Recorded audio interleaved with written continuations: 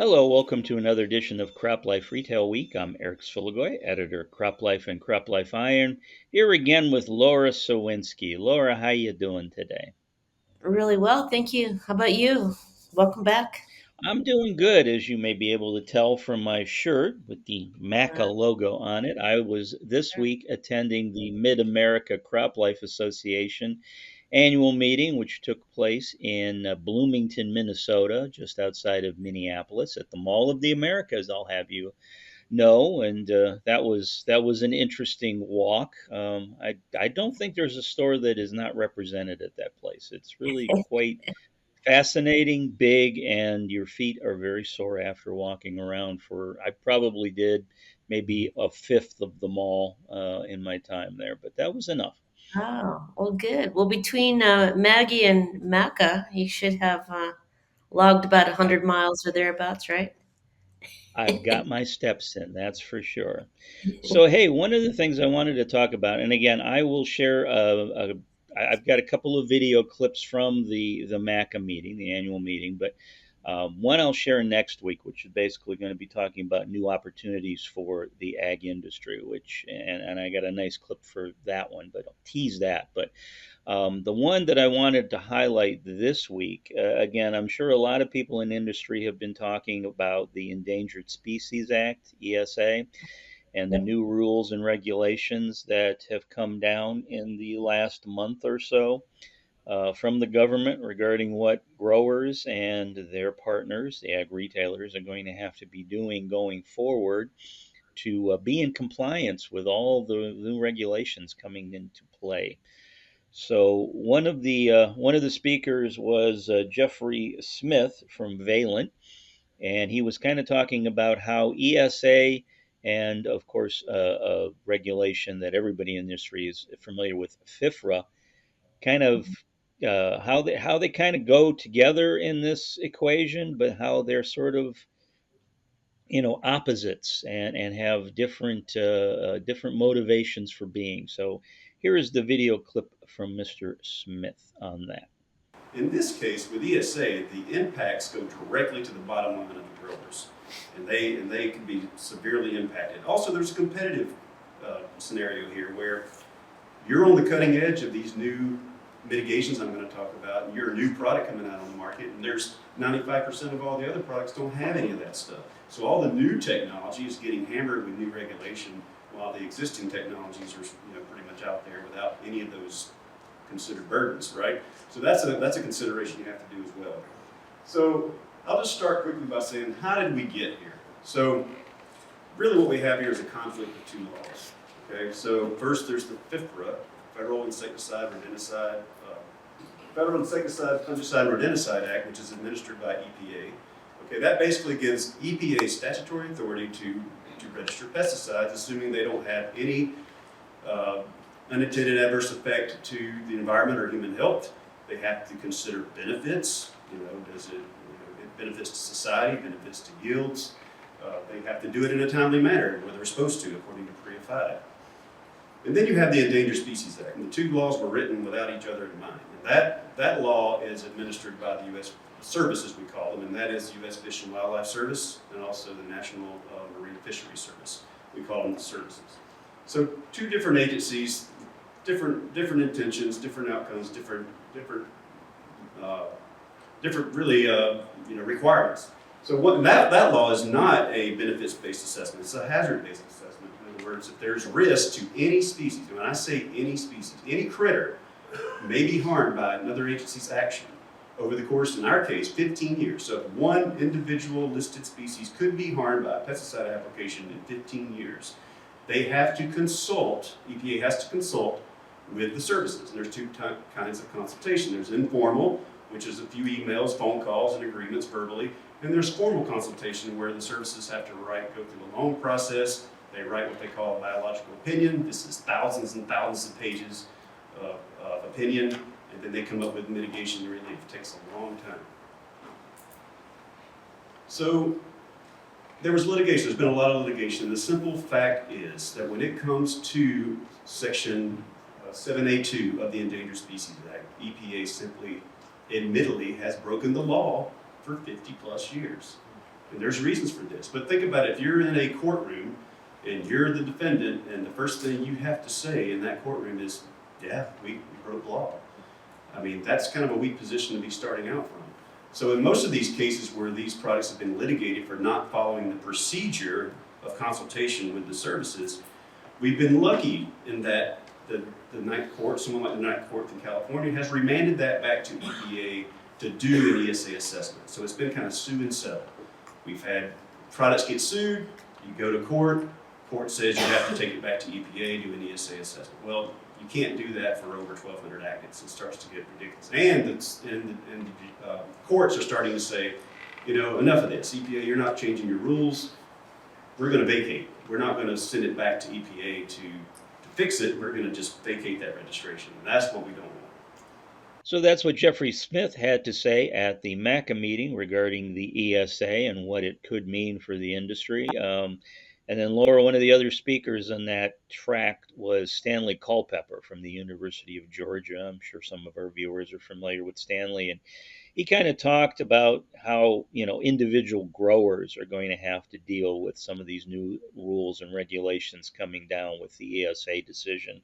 And basically, he said, his the one takeaway quote he had was that this will require a decision by farmers on, quote, every field, not every farm. So every single field they farm is going to have to require decisions tied to the ESA mandate, and that is going to be, as the industry adjusts. I mean, his takeaway overall was that the industry will adjust eventually, but that there are going to be some growing pains over the next few years as things start to come into focus. So Yeah, yeah, yeah. So the finalized herbicide strategy, as you mentioned, lots of questions still.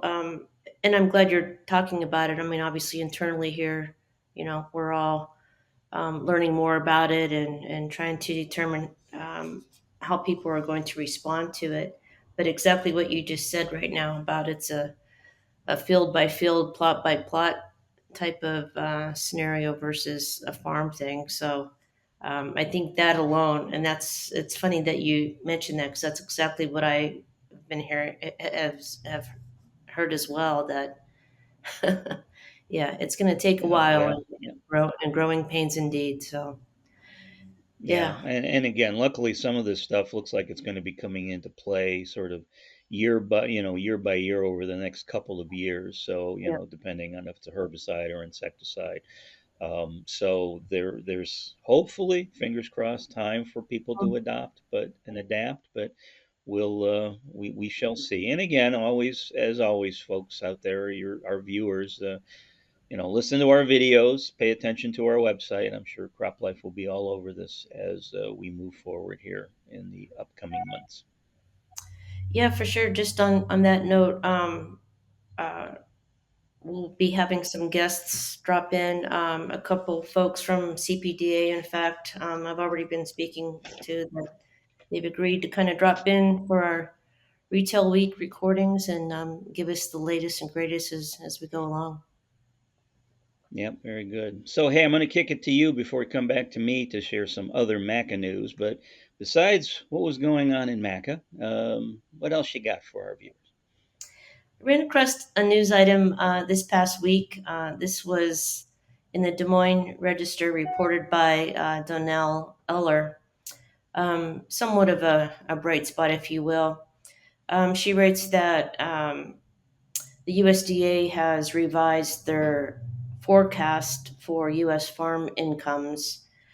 It's not going to be as steep as initially projected by the USDA. In particular, the USDA said this past week that it expects farm income to fall 6.8% to 140 billion for this year. Of course, corn, soybean, and other commodity prices are largely to blame. So the USDA's revised projection for farm income um, projects a downward uh, reduction of 25.5%. So again, this was in the Des Moines Register. So Iowa is the leading producer in the nation for corn, hogs, and eggs. Second in the nation for soybeans, and seventh when it comes to cattle and turkeys. So corn and soybeans, yeah, there's no way to sugarcoat it. They're going to be hit hard. It's the livestock segment that is showing a little bit of an improvement. Even the price of eggs, for instance, is going to kind of help offset. So even with the improved forecast, however, the USDA said this year's farm income will be 27.6% below the 2022 record high of 182 billion. Despite the decline, farm income this year will remain above the 20-year average of 121.5 billion. So that's somewhat good, I guess, unless you're in the corn and soybean business. And we just had our Labor Day break. Congress is heading back to D.C. They'll have about 10 days or thereabouts to pass the farm bill when they return. um, Oh yeah. let's just hope they at least extend it. So, you know, again, that was mentioned not only in this article from the Des Moines Register, but other things that I've written this week that is just compounding, kind of the pain for farmers that this farm bill is not being passed. And just one last item. Census statistics say that over the last 5 years, 140,000 small farms have closed. So again, more reason to hopefully get lawmakers together and resolve some of these outstanding issues that are preventing passage of a new farm bill. Yeah, no, I know that a friend of yours, actually, Alex Dunn, the new head of CropLife America, was one of the MACA speakers, and she talked about what's going on in DC and the level of concerns among growers and the agricultural community. And, she did mention that, the 2024 election for president was a big concern. However, uh, the need for a new farm bill outweighed that, like by a 2-to-1 margin, but based on their survey data. So, yeah, Yeah, most people in the industry want a new farm bill. It just doesn't seem like it's very likely given the climate in the Beltway at the moment. So, yeah, indeed. we'll have to see if anything gets done, or at the very least, if they extend it for another couple of months. But I Right. know I had talked to someone earlier this year who thought it would probably be spring of next year before we actually saw some definitive movement on a new farm bill. So we will see if Yeah, that prediction comes to pass. yeah, that probably sounds like a likely scenario. So, Yeah. So, hey, I do have some, I guess you call it melancholy news to share with everyone. For those, again, who attend the MACA meeting regularly, of course, we're used to seeing the same folks that we've seen year in, year out, who have always attended that meeting and been a part of this organization. And of course, spearheading it all has always been the president of MACA, Bonnie McCarvel, who has been heading up that association for at least 2 decades, more so. I know I've been working with her for my 24 years in the industry. So she has always been a fixture at that meeting.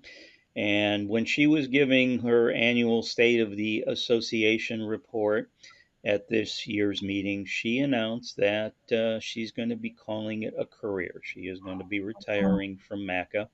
This is going to be her last annual meeting while she is going to be in charge of things. And I know, again, for those of us who have worked and known Bonnie over the years, I mean, she is a very, very classy lady. She's helped that organization grow and continue to be relevant in the marketplace. Everyone who is on the, helps out is on the board. Those folks are very active in keeping the association moving forward. and those folks then take part in meetings years after that they have retired from the board. They still attend the meetings because they want to be involved with the association. And a lot of that is because of Bonnie and her leadership.